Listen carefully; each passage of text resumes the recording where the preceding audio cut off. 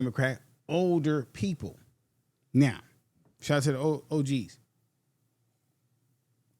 The problem with that is they're out of touch of what we really are asking for. The freedoms and liberties we're asking for, the expression, the able to be expressive that we're asking for. So a lot of the people that are going to follow him are already self-made, have money, they're well off. They're not really trying to rock the boat. They're trying to sail into the sea. We're not on that. We're not on that, buddy. We're not on that.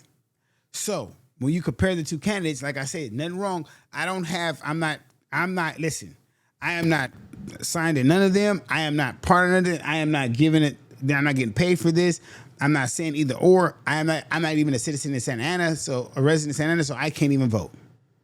These are for the people who are. Now, there is a Los Angeles Times article. There is a Los Angeles article.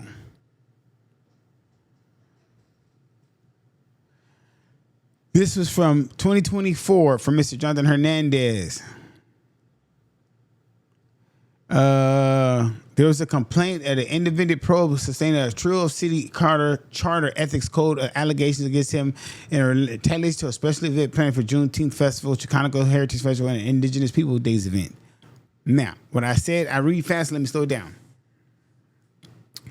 Prompted a complaint in an independent probe recently sustained a trio of city charter and ethic codes allegations against him in relation to the special event planning of the Juneteenth Festival, Chicano Heritage Festival, and the Indigenous People events. At the same time, another probe complaint made against Santa Ana Mayor Valerie by former city manager Christine did not sustain its discrimination, harassment, and retaliation claims. So two of the out of three candidates, two have been under investigation for ethics and problems, right? It says the outside investigations were ordered by last year before city attorney Sonia reported resort doing it. So the city attorney Sonia brought these problems up.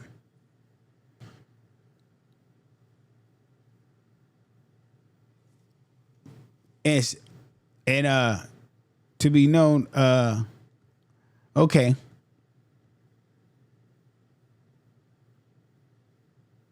Okay. And this is 2 years ago.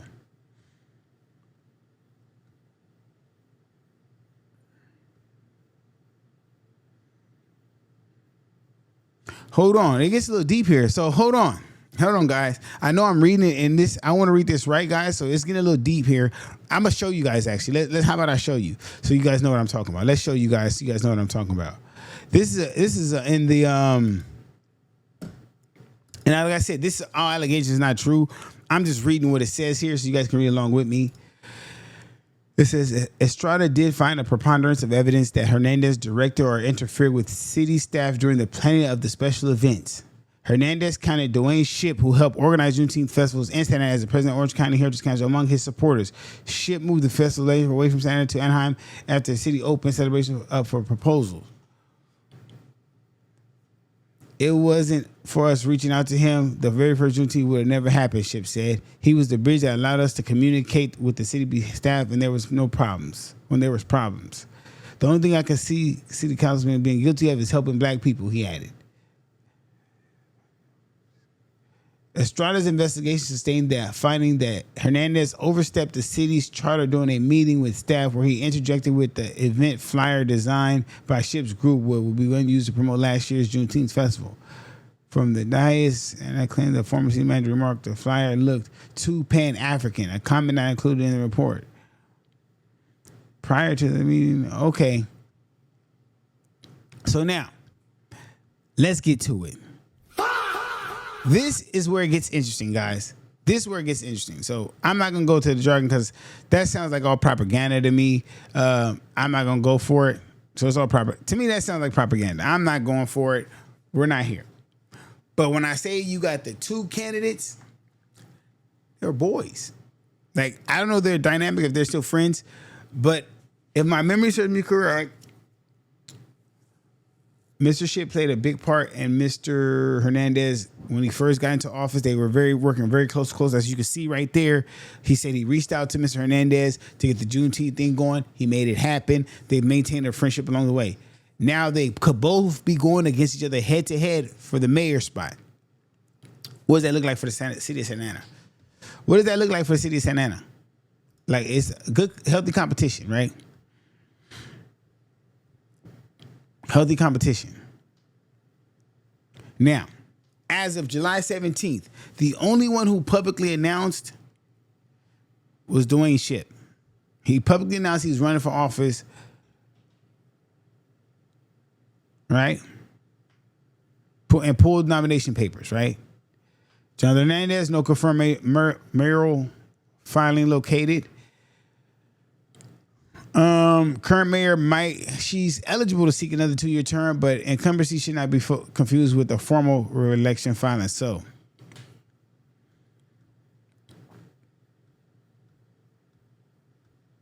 where are we at with this, guys, right? Let's talk more.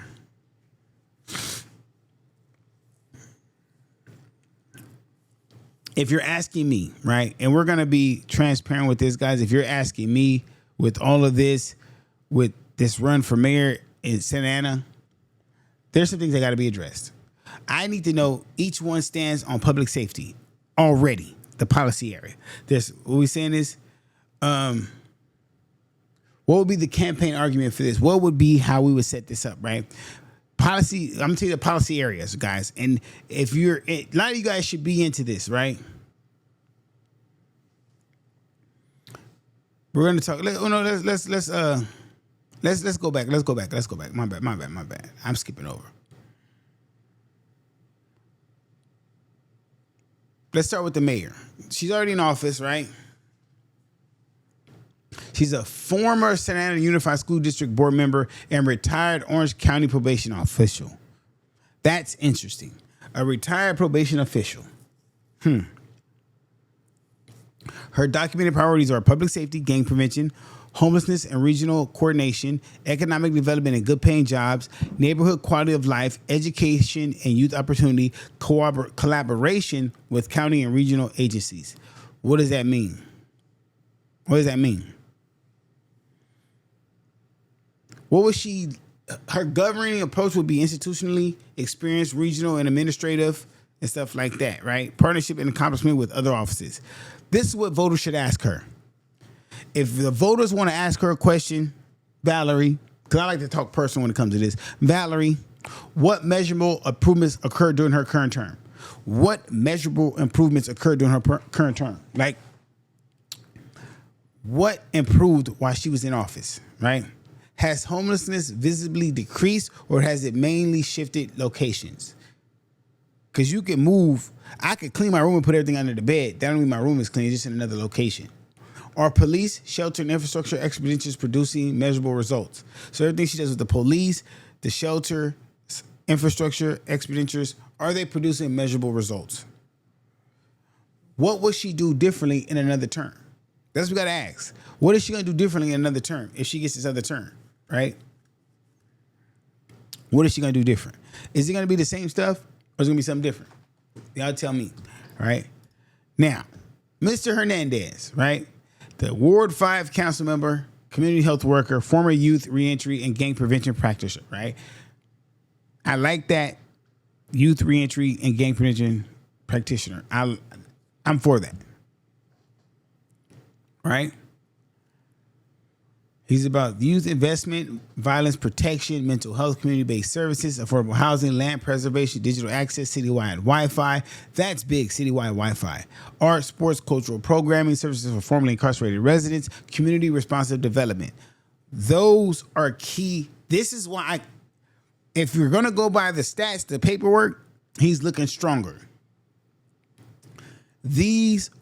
He's invested in earlyhood, childhood education, youth sports, and arts. He's already tackling the next generation. So he's kind of heavy right here, right?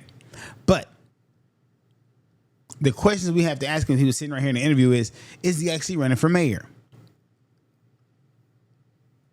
How would he finance expanded social and youth programs, right? How would he balance tenant protections and housing construction? Because you're saying tenant protections, but you also want housing construction. They don't really run hand in hand, buddy. So we got to figure that out right there too, right?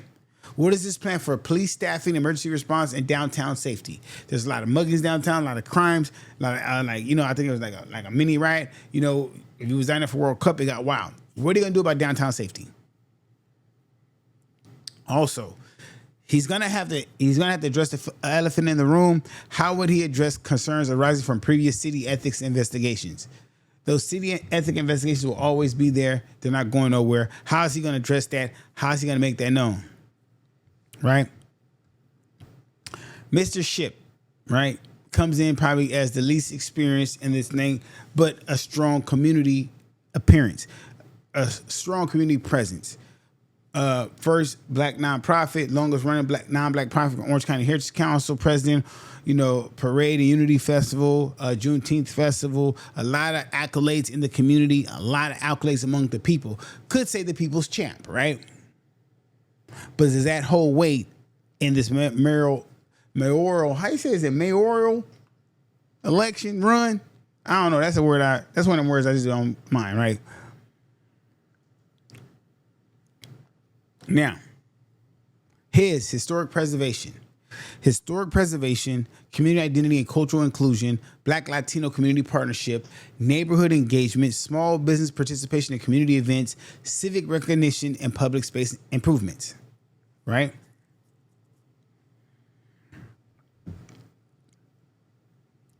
But he doesn't have a platform as a mayor or a mayor elector, whatever they call it, to his position on policy, right? So when I say that, reading this, I don't think no one openly understands where he stands on these policies or these procedures. They would have to ask, like, hey, you've been the commissioner of the city for how long? So the question we would have to ask him is, what is his detailed homelessness strategy? We need to know, how are you going to work with the homeless? Detailed, right? Second, does he support Santa Ana's rent control framework, modifications, or repeal? Where does he feel with the Santa Ana rent control framework, modifications, or repeal? What is his position on police staffing and police oversight commission? Police oversight commission is very heavy in a lot of cities, predominantly Santa Ana. How would he manage the city's budget and labor obligations? What executive of large organization management experience would he bring? How would he transition from an advisory commission to managing a citywide policy? That's going to be the number one right there. Everyone's going to ask, how would he transition from an advisory commission to managing citywide policy? So how do you go just from being advisory, say, hey, yeah, this is what we should do, to saying this is what we're going to do? So asking, this is what we said, this is what we should do, saying, okay, this is what we should do, and saying this is what we're going to do is a big step, right? But I think people are there for this, right? So as we keep going, policy. The first policy we're going to talk about is public safety, like we talked about earlier. Public safety, right? The Mayor Valerie has a more conventional public safety and regional agency emphasis, where she's doing it, I think, based off her probational background. She's probably there.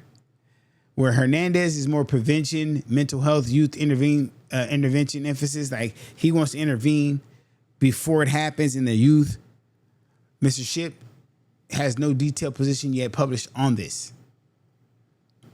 That's going to be his Achilles heels. A lot of these policies that are really meaningful to people, there is no stance on it. You got to have a stance on public safety. Homelessness. Mayor, regional coordination, enforcement, and service partnerships. She wants to go overall through Orange County to help navigate Santa Ana's homelessness, as well as partnership with other services that help with homelessness. Great way to go. Now, Hernandez, strong emphasis on housing and social services, meaning if we had affordable housing, if we had more of this and more social services to help with mental health, with ECM services and stuff like that, we'd be doing this. Mr. Ship, to my knowledge, has no detailed plan, of this, but he needs a detailed plan. Like, he needs to come out and say, hey, listen, this is what I'm aiming for. Right? Housing. Housing will forever be a big thing here in Orange County.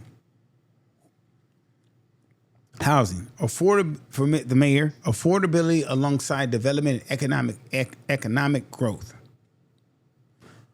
Affordability alongside development and economic growth. So, I mean, we can afford it and grow and still make money to have more.